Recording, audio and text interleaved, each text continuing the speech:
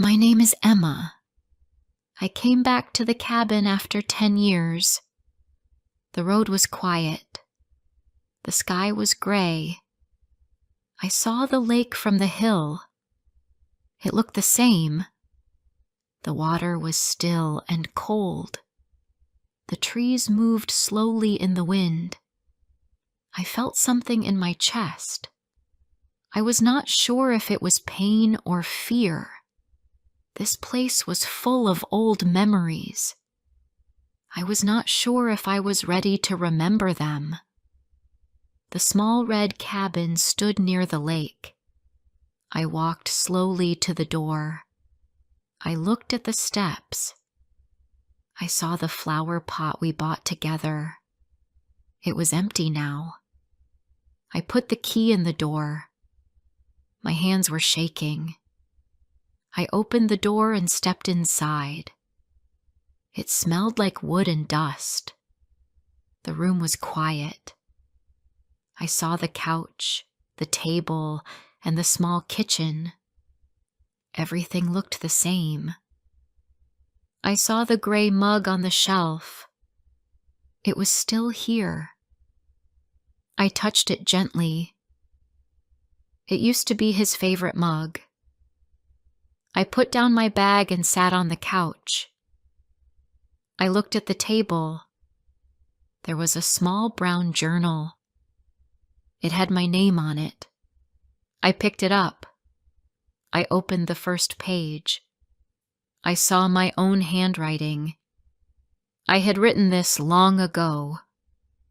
The first page said, July 4th. Matthew made breakfast. Toast and eggs. He forgot the salt. I did not mind. He kissed me and smiled.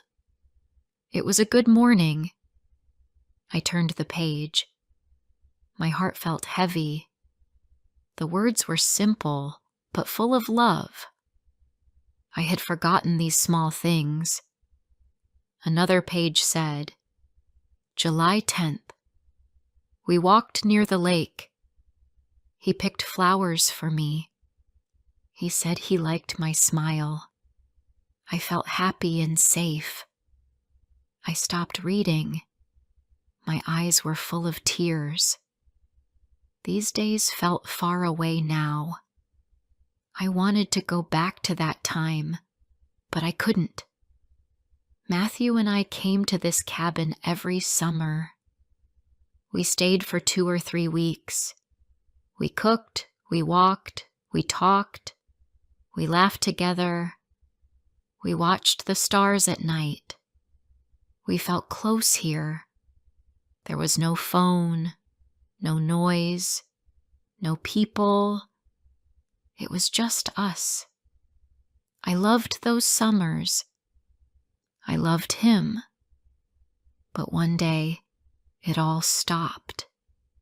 He left without a word. He did not call. He did not write. I waited. I cried. I asked myself, why? But no answer came. After some time, I tried to move on. I changed cities. I started a new job.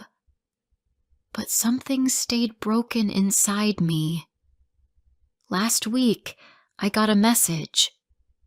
It was from a woman named Claire. She said she was Matthew's cousin. She found my name on a box in the cabin. She also found a key. She asked if I wanted them. I said yes. Now I was here again, reading my own words and feeling the pain again. Suddenly, I heard a sound outside. A car stopped near the trees. I stood up and looked through the window. I saw a man get out. My heart stopped. It was him. It was Matthew. He looked older now. His hair was shorter. His face looked different, but I knew it was him. He walked toward the cabin. He had a paper bag in his hand. I opened the door. I stepped outside. "Hi," I said. He looked at me. His eyes were calm, but he looked confused. "Hi," he said. I waited for something more, but he said nothing else. "Do you remember me?" I asked. He looked at me again. "I'm sorry," he said. "Should I know you?" My hands felt cold. "It's me," I said. "Emma. We stayed here together years ago." He looked at the cabin, then back at me. "I used to come here with my family," he said, "but I don't think we met." I tried to smile, but I felt pain inside. "We came here every summer," I said. "Just you and me. We were in love." He stepped back a little. "I don't remember that," he said. "Maybe you have the wrong person." My heart hurt. "I found my old journal here," I said. "I wrote about us." He looked down. He did not speak. "Do you really not remember me?" I asked again. "No," he said. "I'm sorry. I have to go now." He walked into the cabin. I stayed outside. I could not believe it. How could he forget me? How could he forget everything? Later that night, I sat on the couch. I opened the journal again. I read more pages. I saw how much I loved him. I saw how happy we were. I cried softly. I wanted him to remember too, but he didn't. Or maybe he didn't want to. I turned to the last page. It was empty, but I felt something inside the cover. I reached in and pulled out a note. It was a small paper, folded twice. I opened it carefully. I knew that handwriting. It was his. It said, "Emma, if I forget, please remember. You gave me peace, but it was too heavy. I could not carry it. I am sorry. Matthew." I read the note again and again. My hands were shaking. My eyes were full of tears. What did he mean? Did he leave because he was tired? Did he forget because it hurt too much? I looked at the couch. I remembered how we sat there together. I remembered his smile, his laugh, the way he looked at me when he was happy. I touched the journal. I held it close to my heart. He forgot me on purpose. I knew that now. But I still remembered him, and that memory still lived inside me. Before I share the rest of my story, I need to know, where are you listening from? Knowing someone hears me, understands me, gives me strength. The next morning, I woke up early. The room was quiet. The sky outside was still dark. I sat on the bed for some time. I looked at the journal in my hand. I did not sleep well. My mind was full of thoughts. I kept thinking about Matthew. He said he did not remember me, but I knew he was lying. Or maybe he just did not want to remember. I opened the journal again. I read a page I had not seen before. It said, July 16th. Matthew sat by the lake. He looked sad. I asked him what was wrong. He said he did not know, but I saw it in his eyes. He was scared. I read it 2 more times. I tried to feel what I felt that day. I could not believe he forgot this. I heard a sound from the kitchen. It was quiet, but I knew it was him. I got up and walked to the door. I saw Matthew making tea. He looked calm. He looked like a man who was not hiding anything, but I knew he was.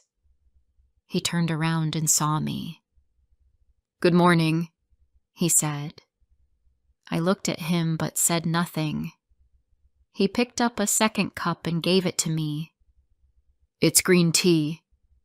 You used to like it," he said. I looked at the cup. I held it in my hand. "I still do," I said. We sat at the small table. The tea was warm. The air was cold. The lake was still outside the window. "I stayed up late," he said. "I found a picture of us." I looked at him. "You said you didn't remember me," I said. "Now you found a photo?" He looked down. He did not answer. Then he said, "I remember something. Not a lot. Just your smile and your voice. But the rest is gone." I wanted to believe him, but I couldn't. "Why did you leave?" I asked. "Why did you never come back?" He didn't speak at first. Then he said, "I was not okay. My life changed. I lost my job. My dad got sick. I was tired all the time. I didn't want to talk to anyone. I didn't want to feel anything." I looked at him. "You didn't want to feel love?" I asked. "You didn't want me?" He looked at me again. "I did want you," he said. "But I was afraid. I thought you would leave me, so I left first." My hands felt cold. I held the cup tighter. "You left me with no words. No goodbye. Just silence," I said. Matthew stood up and walked to the window. "I came back here last year," he said. "I found your old shoes under the bed. I sat on the couch.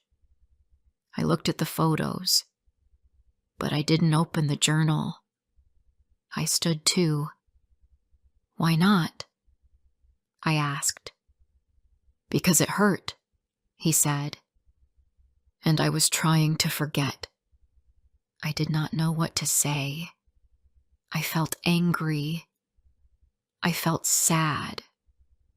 I walked outside. I sat on the steps of the cabin. The sun was high now. The water looked blue and clean, but I did not feel peace. I felt tired. I opened the journal again. I read another page. July 19th. He told me he was scared of losing me. He said I was the only good thing in his life. I told him I was not going anywhere.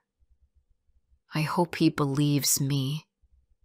I closed the book. My eyes were full of tears. Later that day, we sat on the porch together.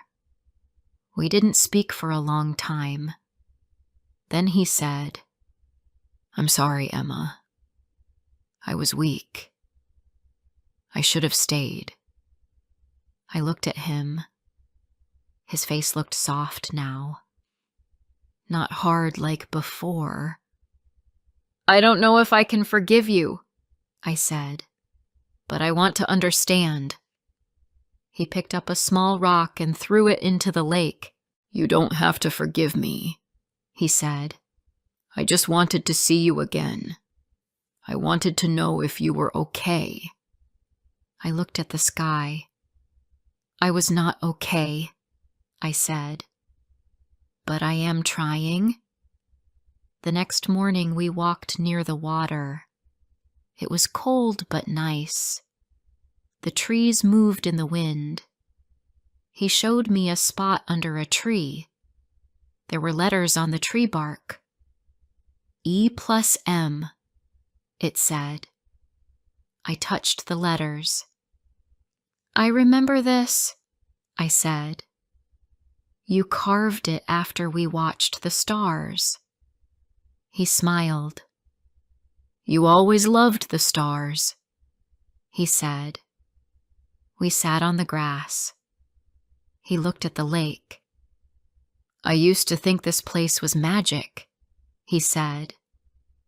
But now I just see the past. I looked at him. The past is not bad, I said. But we can't stay in it forever. He nodded. That night I made soup. We ate together at the table. It felt like the old days, but it was not the same.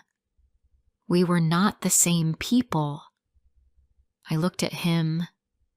He looked tired, but he also looked peaceful. He smiled at me. Thank you for coming back, he said. I smiled back. I needed to, I said. After dinner, I opened the journal one last time. I found a blank page. I picked up a pen and wrote, August 2nd. He remembered a little. I remembered everything. But that's okay. I came back for answers. I found peace instead. The next morning, I packed my things. I looked at the cabin one more time. I walked to the lake and stood there for a while. I said goodbye in my heart. I did not cry. I felt strong. I was ready to leave. Matthew walked me to the car. He gave me a short hug. Take care, he said. I nodded. You too, I said. I got into the car and drove away. I looked at the trees, the road, the sky. I still loved him, but I loved myself too. I drove for many hours. The road was long and quiet. I saw trees and farms. I passed small towns. I did not play music. I wanted to hear my own thoughts. My hands were tight on the wheel. I felt many things. I felt sad. I felt tired. I also felt calm. I thought about the cabin. I thought about Matthew. I thought about the old days. I thought about the tea, the walks, and the letters on the tree. I thought about the way he looked at me. I thought about his silence. I thought about his goodbye. I looked at the bag next to me. The journal was inside. It was full of my words. It was full of our memories. But the most important part was mine. I wrote the story. I lived it. I did not forget. That was enough. When I got home, I made tea. I sat on my small couch. I looked at the journal again. I did not open it this time. I just held it in my hands. I looked at the window. It was raining outside.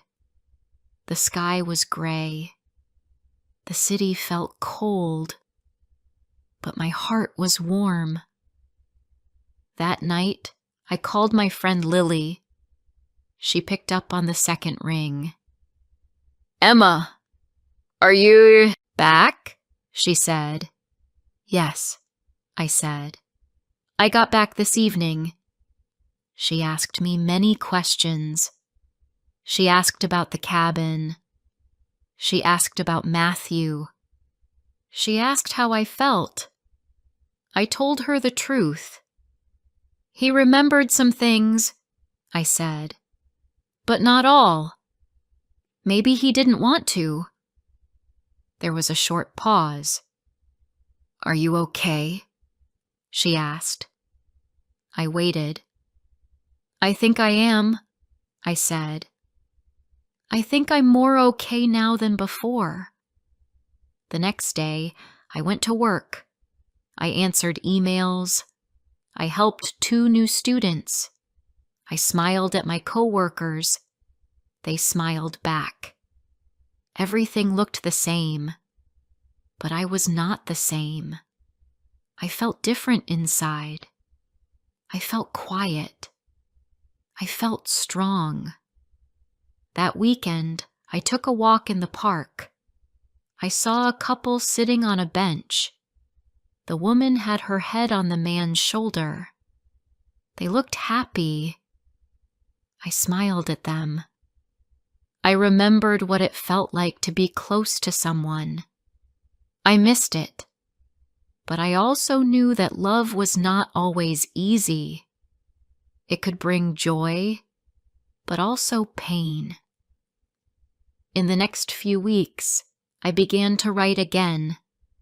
I opened a new notebook. I wrote about the lake, the cabin, and the mornings with Matthew. I wrote about the sadness. I wrote about the goodbye. I also wrote about the feeling I had when I left. That feeling was peace. One evening, I sat by the window again. The streetlights were on. The city was quiet. I opened the journal for the last time. I read one page from the end. It said, July 22nd. He looked at me and said he was lucky. I laughed. I told him I was the lucky one. I closed the journal and put it back in the box. I placed the box in my closet. I didn't want to throw it away, but I didn't want to read it again. It was part of my past. It helped me remember who I was. But now I wanted to look forward. One Saturday morning, I went to the bookstore. I saw a man looking at the same shelf. He picked up a book I liked. He smiled at me. I smiled back. We talked about books. We talked about music. His name was Daniel. He was kind. He asked if I wanted to get coffee. I said yes. We sat in a small cafe. He told me about his work. He told me about his dog. I laughed at his stories. I felt happy. It was simple, but nice. I did not tell him about Matthew. I did not tell him about the cabin. It was not the right time. It was not needed. Daniel asked if we could meet again. I said yes. I didn't know where this would go. I didn't think about love. I just wanted to feel something new. I wanted to smile more. I wanted to see the world in a soft way again.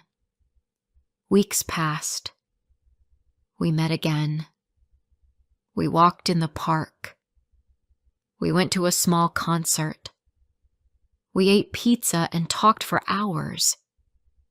He asked me questions, but he never pushed. He listened. He made me feel safe. I started to feel more open. I started to enjoy little things again. One day Daniel asked, "What is something you are proud of?" I thought for a moment. Then I said, "I went back to a place that once hurt me. I faced it, and I left stronger." He smiled and said, "That sounds brave." I smiled too.